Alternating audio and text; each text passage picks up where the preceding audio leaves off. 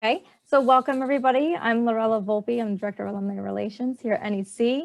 Worked really closely with Lindsay Coates, Megan Brandown, Shannon Sersha, I think I pronounced that correctly, in career and life planning here at NEC to bring together this event tonight.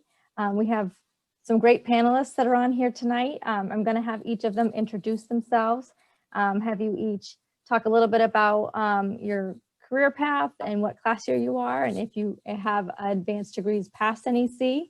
And then we'll open it up for questions for our students to ask to our panelists about life after NEC.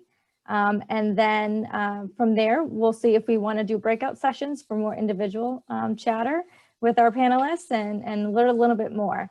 So I'll pass it off. Looking at my Zoom screen, the first one on here I have is Officer Janine Wood. Do you want to go first? Hey, how's it going? Officer Janine Wood. I graduated from NEC. In the books, it says 2010, but it's actually 2009 if you count when I walked the stage. But I was 4 credits shy, so I officially graduated in 2010. I was a criminal justice major, and I focused once I got out on being a police officer. And I've been in the career of law enforcement for 10 years now. I don't know how far what else you want me to say. I guess, actually, I'll say that I have started my master's at NEC. I'm only 1 class in at this time.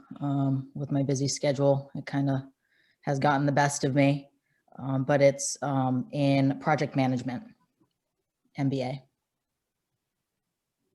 That's great, thank you. Next I have on my screen is Jim Downing. Hi, everybody. My name is Jim Downing, zooming in from right outside of Chicago, Illinois. I graduated NEC in 1999 with a degree in business administration and a minor in finance. I then went on to get my master's in accounting at Roosevelt University, and then went on to get my Juris Doctorate at Taft Law. So I am currently a chief compliance officer in the investment industry. Obviously, when managing others' finances, there's kind of a lot of rules around that, and it's kind of my job to make sure that our company follows those rules. We manage about roughly $200 billion. I have a department of about 45 people located in 7 different cities around the world. And let's see, I'm trying to think what else I can add. Yeah, and then I have a bunch of licenses and certifications from some of the various regulators. And yeah, I think that's about it for now. Happy to answer questions later. Great, thank you. Next I see here is Roger. Hi, good afternoon. My name is Roger Longervin. I'm the sheriff in Franklin County, Vermont, about 12 miles south of the Canadian border. So we're a border town. I got my degree, Master's in Criminal Justice Leadership from NEC in 2008. I actually did that, mostly it was all online, and it was when I was a patrol commander of the Vermont State Police. I retired from them in 2014. I'm into my 28th year in law enforcement, and my degree has helped me a lot moving forward, just to being able to research nationally. I made some really good connections where I still today pick up the phone when I'm looking to change policy or see a direction that something might be going. So it's really been a helpful thing for me to have. So. Great, thank you. Next I have on here is Rob. Hi, I'm Rob McIntyre. I graduated class of 2006 from NEC. As Frank loves to point out repeatedly, I helped found the Criminal Justice Club while I was there with Mark McSweeney. In 2013, I got a master's from Tiffin University in criminal justice. I also hold a certificate in paralegal from Franklin Pierce. When I graduated in NEC, I wanted to be a cop. Really kind of interested. Didn't quite work out for me. I ended up in corporate loss prevention. And actually, thanks to a internship I did at NEC, I got called back a few years later to be a part-time crime analyst for the Pelham, New Hampshire Police Department. Did that for a few years, worked volunteering with Manchester PD to get some experience. And in 2014, I finally got hired with the Malden, Massachusetts Police Department. I got kind of poached to go to the Insurance Fraud Bureau for Massachusetts, which after working in police work, insurance work is boring. It's all financial, it's all reading, it's no excitement whatsoever. So in early 2019, I got hired with the Medford, Massachusetts Police Department. I've been working here ever since, working right in the detective bureau, helping solve cases.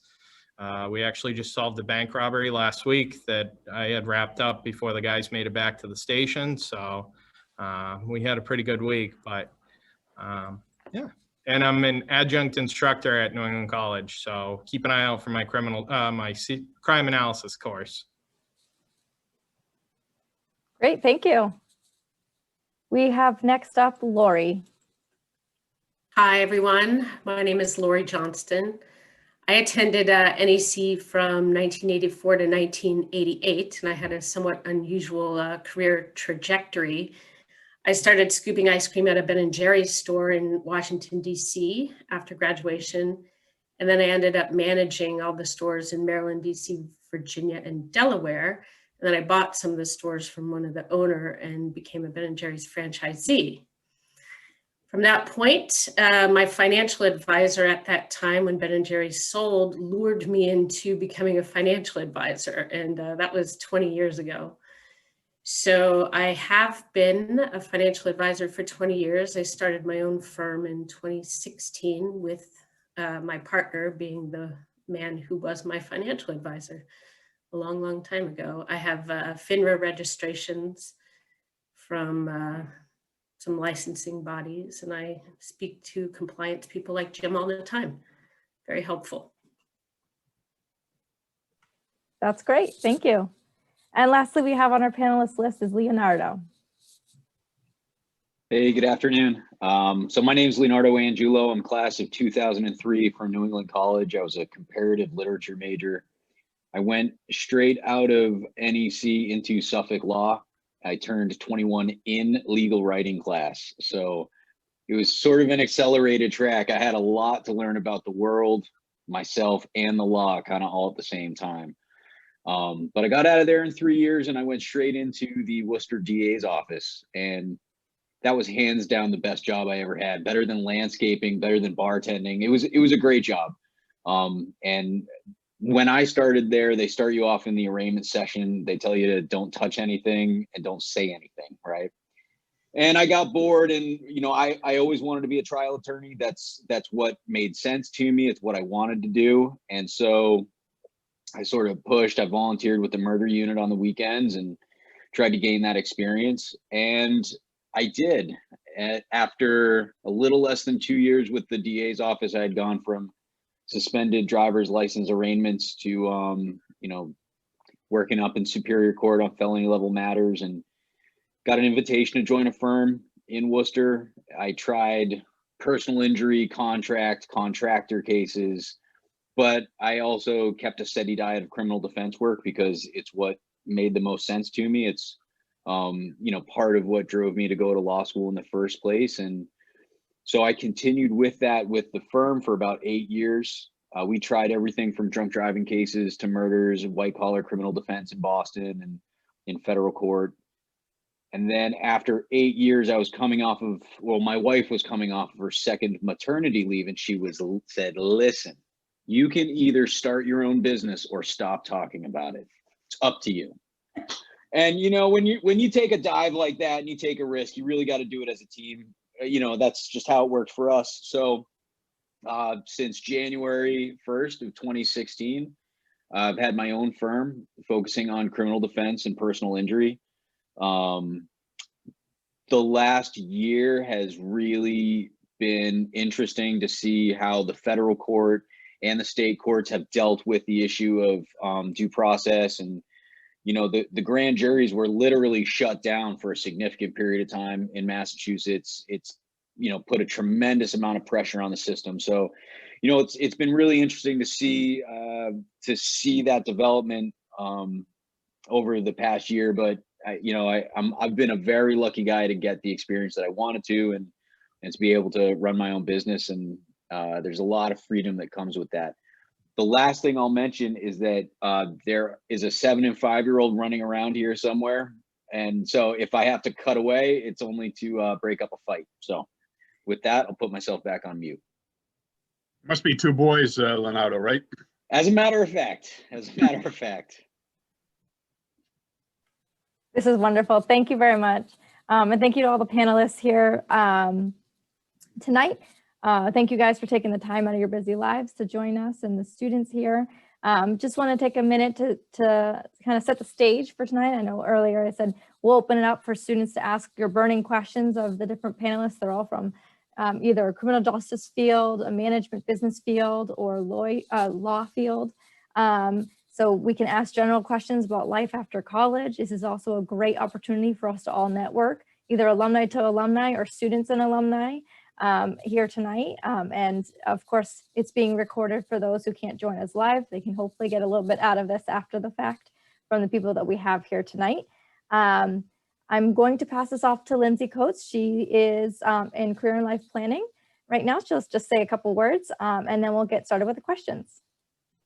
Thank you so much, Lorella. And I think I just want to thank all the panelists and the students for being here, for your curiosity. And I was struck, first of all, by listening to everybody's, how many connections there already are in between fields. I think that conversation, those conversations and those kismet kind of happenings of people really having very similar backgrounds. And one of the things that I want to recognize and for the panelists to tell, and you've already started this, are sort of your how did you get from point A to point B? Because I think one of the things that students are often surprised about is that we don't have a clear trajectory from one thing to another, but there are a lot of these little decisions. And as my colleague Megan Brandow said, it's life is like a oh gosh, you say it so well, but like a series of planned conversations. Is that right?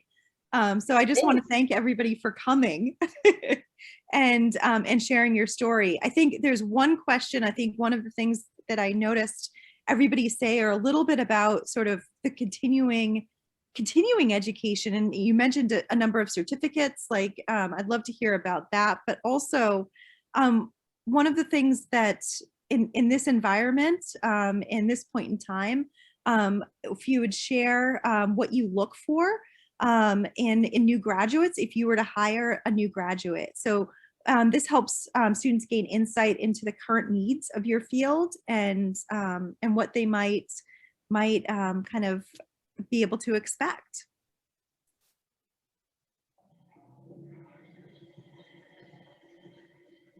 So I guess if I were to reword that, to make it a little bit clearer, if you're hiring a new, what are you looking for when you're hiring for new positions in your field? Sure, Lindsay, you know what, I'll take that, at least the first stab at it, then other folks can chime in, because I do hire new graduates. We bring, recent college graduates in at what we like to call an analyst level. And generally, to be honest with you, I don't really care what their degree is in. All I care is that they completed it, because at the end of the day, what means the most to me is that they were able to start something and finish something. And so some of the things that I look for are they curious? I ask because I always interview, every single person that gets hired in my department. Is one of the first questions I ask them is, what are you reading these days? And if they come back and say, well, I'm not really a reader, that's kind of a red flag, to be honest with you. If they say, well, I love to watch TV or something like that, because I want someone who's very curious about life, willing to try things different ways, and has that kind of critical thinking skill. right? Because anyone can just run through kind of a certain process over and over again. I want someone to look at that process and tell me how they can improve it. And so that curiosity is a big one for me when I'm talking to new college graduates. Thank you. I think for in ours, I think. Can I just ask him real quick, when you mentioned analysts and analytical work, specifically, what kind of analytical work? So, you know, a lot of what our analysts cover might be, let's say, for example, our code of ethics. And so we have to monitor individuals like personal trading to make sure that they're not doing insider trading. And so they may be looking at, you know, red flags that come up from an individual's trading. Sometimes they're false positives, right? Sometimes the person just happened to buy before the good news came out and the stock jumped. And so things like that. Now, sometimes, you know, we actually have to do an investigation and look into it. But, you know, having that kind of level of critical thinking and curiosity is, like I said, kind of a lot of what I look for there. Thank you. Sure. I'll pick up on that. So those were actually two good things also for police work as well, that he had mentioned. And also communication. I think that younger students, people that are coming out of college and are in their early 20s to late 20s, even the early 30s, have communication skills that have really just went downhill throughout the years. I blame it on technology. Cell phones are horrible, especially for grammar in some ways. But I think communication is key for police work because you're showing up and you're dealing with different people, tourists or locals, and you have to know how to talk to someone. And I agree with Janine. That's the one thing we look for. We start our whole interview process with someone coming in. They drop off their application and we'll sit with them and we'll discuss what the job is like and why they want to get into policing. But they have to really communicate with me to be able to go any farther. And I've actually said to a couple of people, you know, once they get past the nervousness and everything, that this is probably not your office, because I'm big into the community policing. I want my deputies to get out of their cruisers, talk to people, you know, whether they be kids or whether they be bankers or whomever. Our community is our community, and they got to be able to communicate. And that's the number one thing that I look for in an applicant. We really find with a lot of our criminal justice, CJ is a really writing intensive field. So if it's not written down, it didn't happen basically, especially when it comes to police reports. But a lot of the new stuff that we're seeing in a lot of departments is, especially for ours, is we're very technology focused. We have computers in every cruiser. We have a computer for every person that's in the station. We have a number of databases that we can utilize for investigations. We have a lot of things we can put forward. So technology is really kind of the big key. As far as analysts, most places are a kind of a one-person shop, unless it's some of the bigger departments will hire multiple. Other than Boston in this area, I think Everett has 2 analysts, but Boston has, I think it's close to 24 out of their fusion center. But everyone else is pretty much one until you head out to like Springfield, where there's another real-time crime center. But a lot of the analysts, the skills that you're looking for is that adaptability with technology. You make a lot of things, you help with a lot of things. You know, my big role at the department is so many investigations now deal with technology, specifically like cell phone records. You get a list of phone numbers back, it has to be presentable.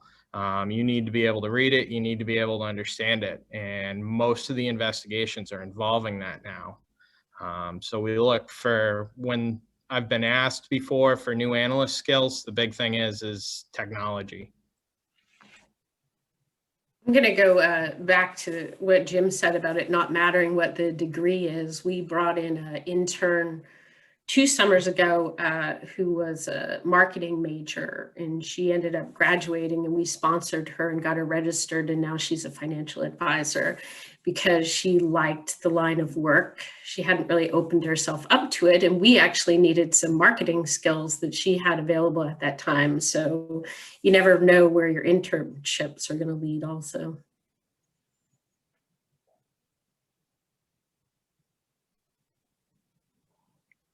So are we supposed to speak in the order in which we were called originally? Because I forgot where I was. No, not at all. You can speak whenever All right. you'd like to. And Just not checking. everybody So- has to answer every question either. It's always good to hear. But I'm a different trial perspectives. lawyer, so I do, right? I don't stop talking. Thank you. So I guess in terms of the diversity of education, I mean, diversity of ideas is what can make a team great, you know, whether it's a trial team or, you know, whether it's just a workplace in general. I mean, just I know some great cops who ended up being great lawyers. You know, I know some great bartenders that ended up being great trial lawyers. I know it's kind of amazing how you bring whatever your background is to your passion, and you're going to find success. I'm 100% committed to that as an idea.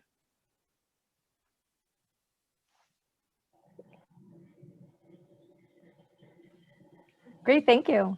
Students in the room, do you have questions for our panelists? Go ahead. Well, I'm just gonna focus on the general question that as a college student I have. Since as you mentioned, every single background goes to different steps of life. And now that I'm a college student, I'm close to my last year of here at NEC. I'm a CJ major and in psych, and now I'm a double major in CJ and psych. But I'd like to know from your experience, what was the first step as soon as you graduated from NEC? Like, what did you do? What worlds did you guys explore? Apply a lot. It's a numbers game. You're not going to get the first job that you apply for. Well, if you do, lucky. I put my foot in my mouth at my first interview, and you just kind of have to shrug them off. Read up on everything. I can't tell you how many new police officers, new analysts I've talked to. They shot themselves in the foot because they didn't know who the chief of police was or where exactly the city was. You know, my first full-time job was 40 miles from my house, just outside Boston at Malden PD. I walked in, nobody knew me. Nobody knew where I was coming from. All they saw was that piece of paper I sent down. So refine your resume and just apply. Don't give up. Don't get frustrated. It's a numbers game. And if you have friends, colleagues, former professors that are willing to write your recommendations to make a phone call for you, take full advantage of it. I'm so glad that you mentioned that you made a mistake on an interview, because we have all been there. And I think students expect perfection from themselves. And No. I think the willingness to make mistakes is important too. I mean, when I got out of law school, I applied almost everywhere I could. Do you guys, when I say a banker's box to the students in the room, do you guys know what I mean by this? Right? A banker's box is like this. Okay, I see some people shaking their head. It's maybe a 4-foot cardboard box, maybe 3 foot, right? And it's 11 and a half wide, 12 inches wide. I could fill one of those with all my rejection letters. Okay. And like, but I just did it. The one thing I will suggest though is, if you're interested in a particular field, find somebody who's in that field and talk to them about what you're doing, how are you doing it, and honestly, ridiculous stuff. Like, I think since we're on the topic of embarrassing job interviews, I think one of my really early interviews, this was during law school because I was working during law school, and I went in for an interview for like a paralegal position. I go into the conference room. And I go ahead, take my jacket off, throw it over the conference room chair, sit down, make myself comfortable. A little too comfortable, like 21-year-old comfortable. You know what I mean? Like these are things you learn over time. And so you have to be willing to make those mistakes to get better, to get shinier, to get that polish on you. It's a really difficult process, but it's absolutely worth it. It is. And I mean, I would suggest one of the things that because I went into sales right out of college and was really not that good at it. And so, well, I mean, I was okay, but I didn't like how 1 month I'd make money, next month I didn't make any money. It was kind of all over the place. And so decided I wanted to go into accounting, got my master's in accounting, found that incredibly boring, and then ended up working at the regulator for 6 years, conducting like investigations into Ponzi schemes and insider trading and that kind of stuff. And then kind of found my career path with doing that because I found it super interesting. But, one of the things that I would recommend is go look at someone's LinkedIn of the job that you think you want and see what they've done. And if you can't, reach out to them, send them a message. Hey, I'll buy you a cup of coffee. Can you give me 30 minutes of your time? Don't be afraid to kind of approach people like that. I would definitely use the alumni network at NEC. I know if on LinkedIn, if I got a message from some NEC alum, I would totally spend time to talk with them. I mean, I don't have a ton of time, but I would give them 30 minutes of my time to just hear them out, and so that's really important. That's part of what you're paying for. You know what I mean? So use that network. That's what's so important about this school and there's a big Chicago footprint of this school. And so, I even kind of reached out to people when I moved back here, because I'm from Chicago. When I moved back, I reached out to people, alumni and those kinds of things. And so I would highly recommend that.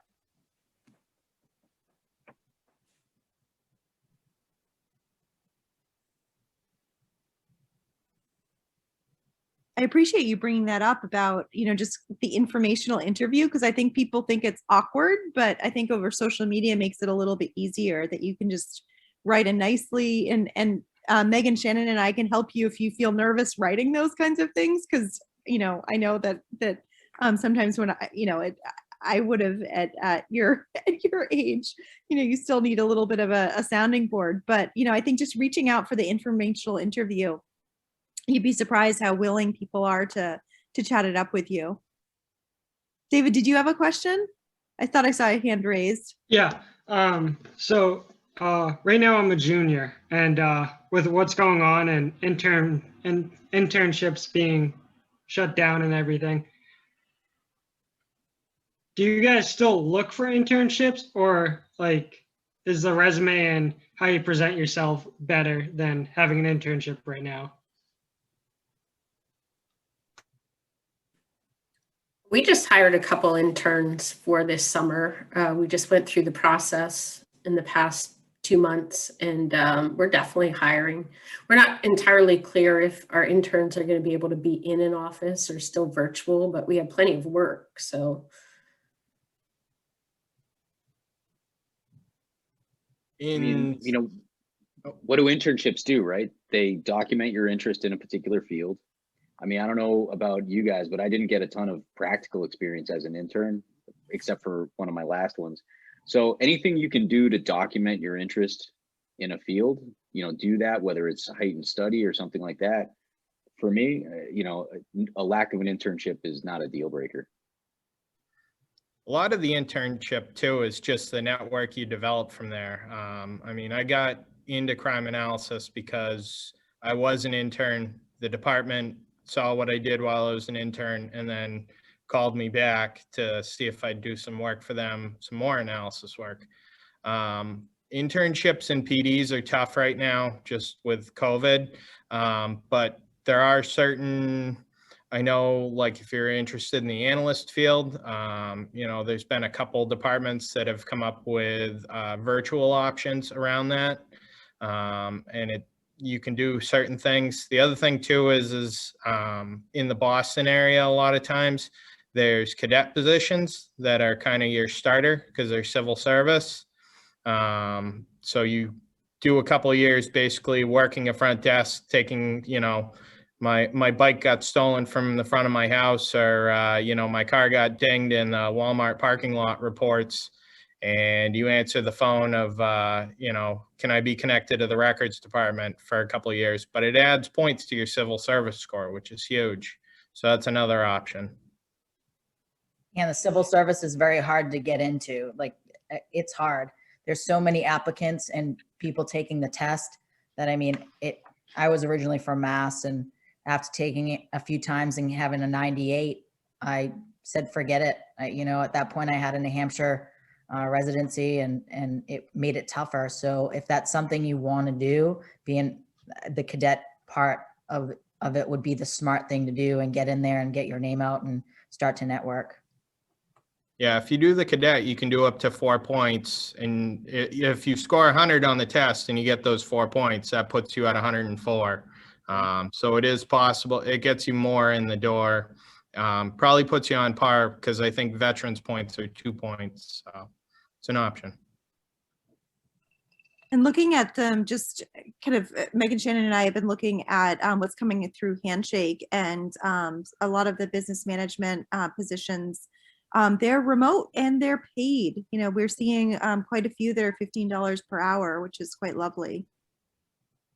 So the internships are out there. They're remote, because I think, and I think that you'll continue to see remote internships, which will actually be nice, because you don't have as much of a challenge in terms of location. You can really apply in many different places. Yeah, and it's not a deal breaker by any means. I think because it's explainable. You know what I mean? If there wasn't a global pandemic, going on, someone may then ask questions. But the fact of the matter is, there's a global pandemic, so you can say, look, these things kind of dried up, and so. But then, you got to be prepared to answer the follow-up question. Well, so then what did you do? And so if you say, well, I sat around playing Xbox all summer, someone may say, well, probably could have found a better use of your time, So just think about kind of those follow-up questions and how you want them answered. That's that's what you're trying to get after.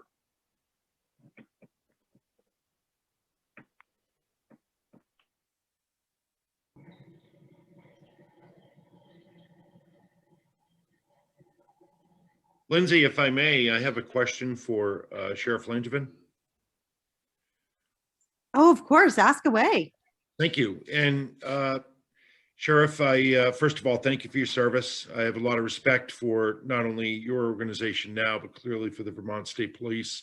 They do recruit from us. You've been around in the business here quite a while. I have a lot of my students here tonight. I'd like them to hear it from you. How important is it for them to network while they're going through college? And when you were at NEC, did you have the chance to do that? I realize you were online, but you understand where I'm coming from.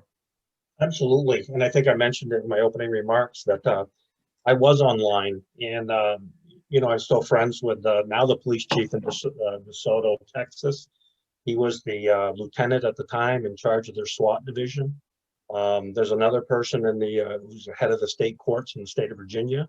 Whenever I have questions that I'm looking for policies or whatnot, I refer to some of those guys that I still have good connections with.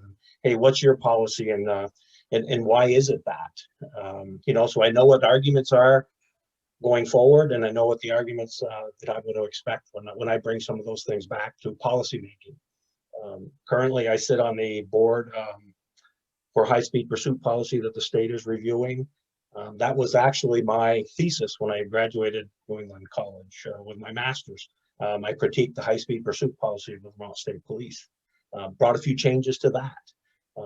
It was eye-opening for me. And today, my policy really is even tighter than the Vermont State Police, because I rely also on community policing, where if we're in our community, we need to know our people. We need to know people in our community. We're small enough we can do that. So if you see a 74 blue Mustang blow by you, you don't have to chase it. You probably know who it is, that type of thing. So, public safety, driving with due regard to public safety and stuff like that it's huge, and making connections. And it also, for me, it started way back in my master's. So to answer your question, it was huge making the networking connections, and they'll last your lifetime. Most of them will. So it's good. Excellent. Thank you, sir. I appreciate that response. Yeah, and I mean, maybe if I can chime in there, because I think that networking really applies across any and all, types of work. I mean, I dedicate at least 5% of my week to just make phone calls to other chief compliance officers, to just talk to them. What's bothering you these days? What's keeping you up at night? Are you worried about this new regulation and how it's going to affect your business, or so on and so forth? And so making sure that you're dedicating time to do that. And while you're young, it's even better, because to be honest, you don't really know who you're going to meet. The person that you start at a young age with at the same company could end up going on to be the president of that company one day, or the president of a different company. And so it's also really important to just be respectful and be willing to listen, but that networking is so important. It's so important. And the corollary of that, though, is that your reputation takes a lifetime to build and a moment to ruin, right? And to the sheriff's point, Worcester County goes from the New Hampshire border to the Rhode Island and Connecticut border, but it's a small place, and you never know who you're talking to. You never know who they're related to. And so, your reputation is something you build every day, and it's something to be protected and maintained. And, just remember what your core values are at all times. No matter what your field, no matter what your business, there's going to be moments where you're in a situation you got to make a choice. And I think you have to know that choice, you got to look back on that at all times and respect it, because you got to live with it.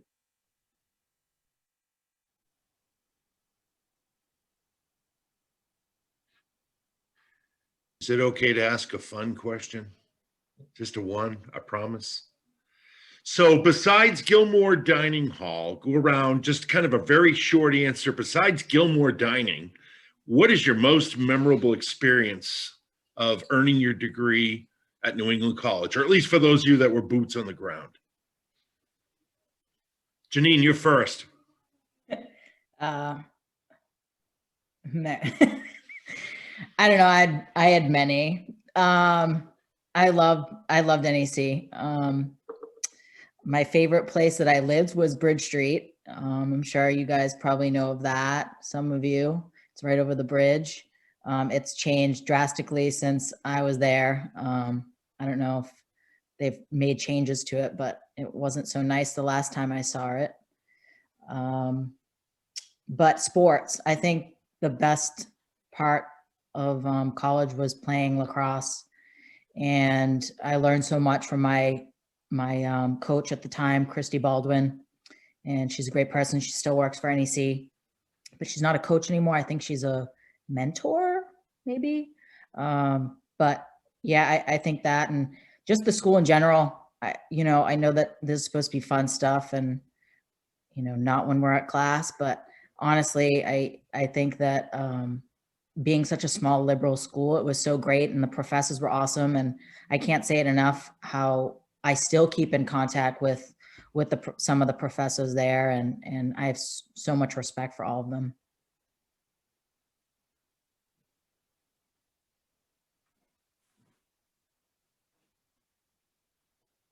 I'll go. I have amazing memories from NEC, and my view from my Colby dorm of the bridge was just stunning. I could never get over it. It was just so beautiful coming from the Washington, D.C. area and being transplanted to that incredible town. And I had classes. I wasn't much of a morning person, and I had these 7 p.m. to 9 p.m. classes at the professor's house, Dr. Montfort Sace. I don't know if anybody would know him because it was a while ago.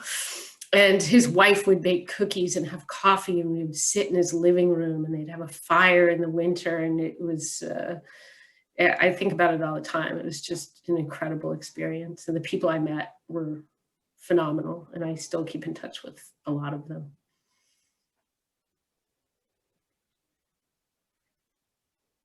Yeah, coming from a city, Chicago, to New Hampshire was amazing. And I worked at Daniels throughout the whole time that I was at school. I started off as a prep cook, and then by my senior year, I was basically running their kitchen.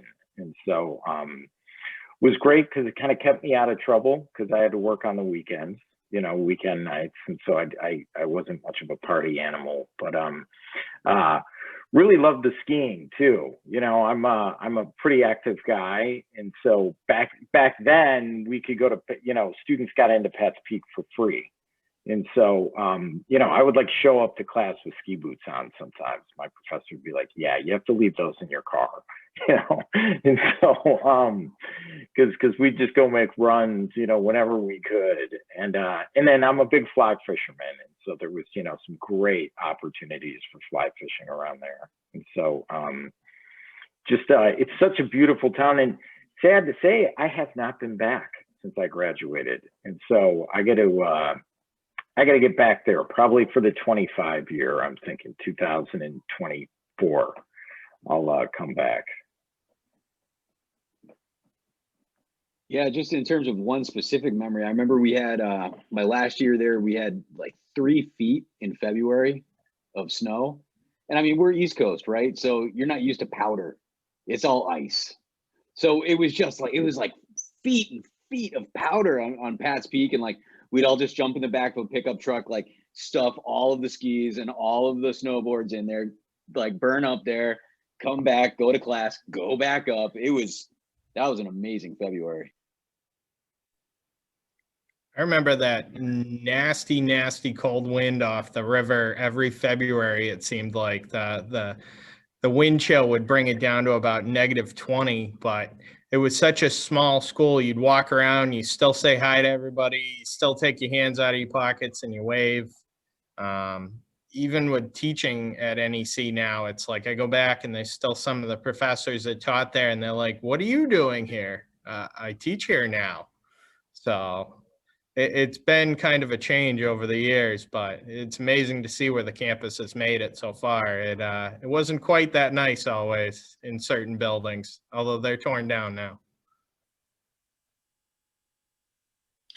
I just want to say thank you to all of you for taking that trip down memory lane. And yeah, I hope to see you on campus. Please look me up when you get there. I'll remember tonight. But Lori, to the other Washington, D.C.ite in the cameras here, Attorney Rick Hubbard, who was a staff lawyer for the FBI. Isn't it funny how both of you have really kind of tough things to say about D.C.? I wonder why that is. I love DC. I love DC. I love DC a lot. I love it so much. but I I go love on, DC. Lori, I love it so much. I go on the student ride-alongs when we go down to take the seniors down to DC for a week. Oh, I've been in districts. Yeah, we go over to District 7 and have all sorts of fun on the midnight ride-alongs. Oh, that's excellent. Yeah, we have an office in DuPont Circle, and I haven't been able to go all year because I live in Boston, but I can't wait to get back down there. DC is great. Yeah.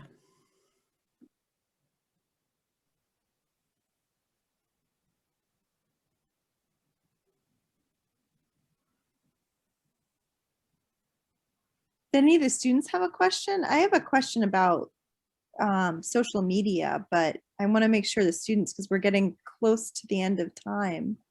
Any other questions?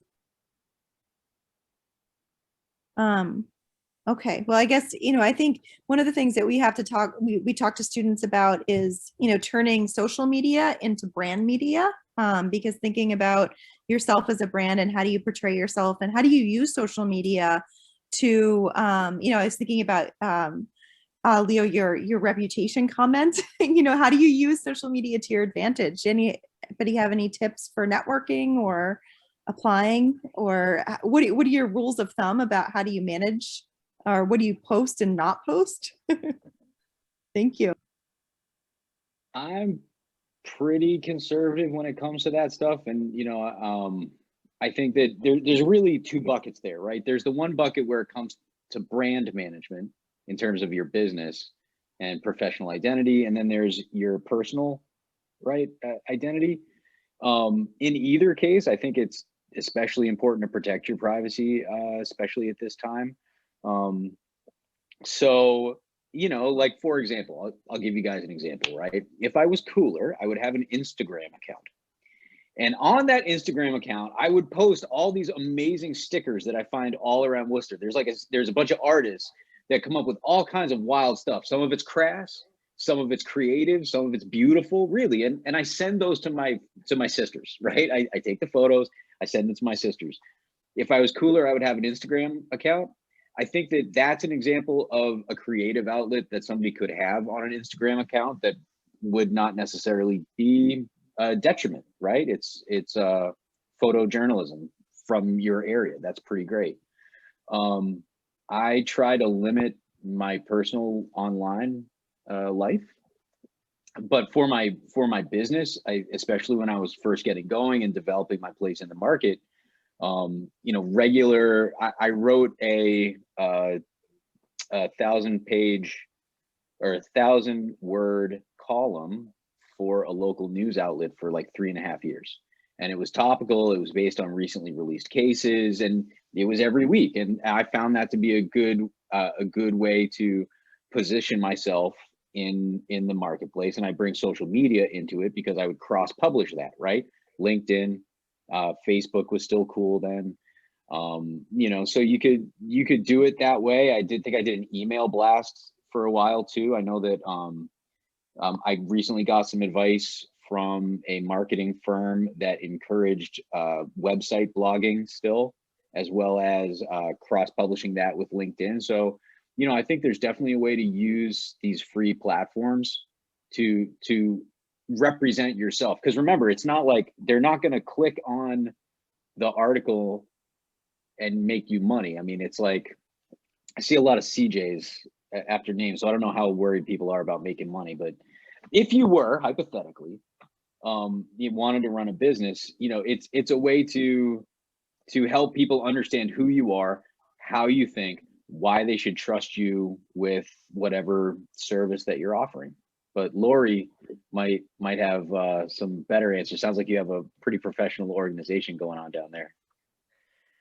Well, you know, we're very compliance limited as to what we can and cannot post because of what we do for a living. However, LinkedIn, I think from a networking standpoint for college students or anyone looking for a job, I've had a lot of young people come to me and ask me, you know, to look through my networks. And I always say, just friend me, look through my list. If there's anybody you want an introduction to, just send me who it is, and I'll make that introduction for you. And I think LinkedIn is really spectacular that way. And I get a lot of unusual, you know, likes on LinkedIn or people that try to reach out to me for, you know, some of it's recruiting, but some of it is actually just interest in our brand because we utilize that site a lot. But as far as like posting, you know, I post my kids on Instagram or Facebook. That's about it. Yeah, and I mean, you know, when it comes to LinkedIn, I would say what's really important is just try and take like a good picture, right? Don't have it be like the picture of you with your, because it's kind of like the professional site. So like ask your mom or your friend or whatever to take your picture, put a collared shirt on, get a nice background, something like that. I have to agree with Leonardo that you got to be careful what you post these days, because when you're applying, you know, if it's out in the public, they have every right to go look at it. You know what I mean? And so just make sure that what's out there, you really want to be out there. You know, I have an Instagram account. My dog has 5,000 followers on Instagram. I mean, if you could believe that, all I do is post a picture of her every day. But you know, I'm very, very protective of that kind of stuff, because I've also seen people who've been victims of identity theft and hacking and that kind of stuff, and it is not good. And so, you know, don't put your full birthday, don't you know, you doing dumb stuff with your friends. Those are videos and pictures for you, not for the public eye. So that would be my advice, but they are very valuable tools. I'd also add my back office, Google searches my name at least every year for an audit, and they will pull up like at least the 5 or 6 first pages of the Google search to see if anything comes up that wouldn't be compliant based on my position. So you have to be careful about being searched. Yeah. I'll touch on that as well. Obviously, from our standpoint as being an officer, I'm very conservative when it comes to social media. We always ask applicants for their passwords, and we get into their accounts, and that's what we're looking for. We're looking for dirt on them, red flags not to hire them. And I think that people really need to start thinking of that when they get toward the junior and senior year, and what they have in there for photos and of them partying at colleges and them doing dumb things, because those decisions, those questionable decisions that you make, there's consequences for them. And I think it's not just with police, but with all of the jobs, and everyone here this evening, I can say that, you just have to watch what you put in there. And all photos that you put up there are public. And I know I have gone to classes, and I have people throughout all around the United States that use people's photos for their fake pages for work. And they're able to do so because they're public photos. You're putting them on the internet. When it comes to applying for jobs, people might think just because you have your Instagram as private, we're still going to ask for that. We're still going to ask to get into it. I would say for at least eight months before you apply for jobs, to just get off the internet. Just get off, and you're telling the truth by saying you don't have social media at that point, because you definitely never want to lie going through any job application, but especially in police work. Morals and your integrity are what really makes us want to hire you or not. So just definitely be careful when it comes to social media. And I was actually just speaking with my chief about that the other day, just how, I see some officers and that work for the different states and stuff, and they put stuff up that it's questionable. They're on their days off and they're doing something, and you're just like, oh man, someone's going to see that. The communities are so small these days, and especially up in New Hampshire, Vermont, Maine, a lot of those small community PDs, people are looking for you. You arrest someone, they're looking to see who that officer is that arrested them. They want to know who you are in and out. And that's what you don't want them to know your private life. That's for sure.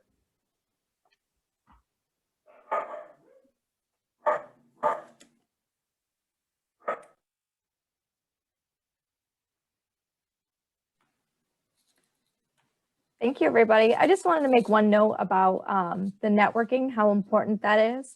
And I think that, I think it was Jim that mentioned it earlier, rely on your alumni network as well. We can help you with that, whether it's through career and life planning or through our office here. We can help connect you to alumni in a field or someone that's a similar field that you may be interested in, to connect to it. And networking doesn't have to be scary.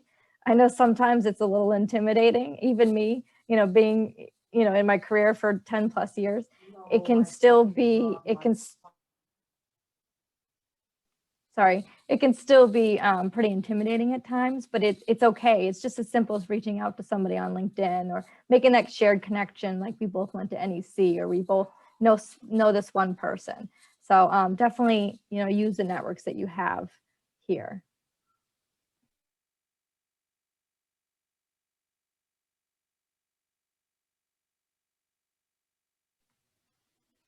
So I think we're just about at time here. I want to thank everybody again for coming to the event tonight, all the lovely panelists that we have here and the students that are in the room. If you have any additional questions or would like to touch base, please send us an email or send CLP an email, and we can help put the connections together. But again, I thought tonight was really great, and we had a great time with everyone here. But I just want to thank everyone again. Good night. Thank you. Thank you. Thank you. Come back and visit us. I will. I'm serious about that. Oh, and I'm also willing to do this again if you guys, depending on my schedule. So just let me know. Oh, so This was appreciate it. great. Yeah. This was great. So it's great to connect back with the school. And, So. and, All and right, a year guys. of, take it easy. Yeah. Good Yeah. job, Have a guys. good night. See you, Okay? Bye. Good job. Janine, Bye. Janine, be safe. Be safe. We'll talk to you soon. Yeah, let me know if you guys ever want me to come speak or The successful CJ alumni panel is, we've had a meeting on it today. You'll get an email very soon. yeah, no problem. Thanks, guys. Appreciate it. We're gonna Take bring it down. care. Bye. Bye. Bye. Oh, that was great. Yay. Woohoo. Yay. I think it's good that we turned out. Yeah, absolutely. I took a couple pictures, but we had 22 students at one point, or 22 people. So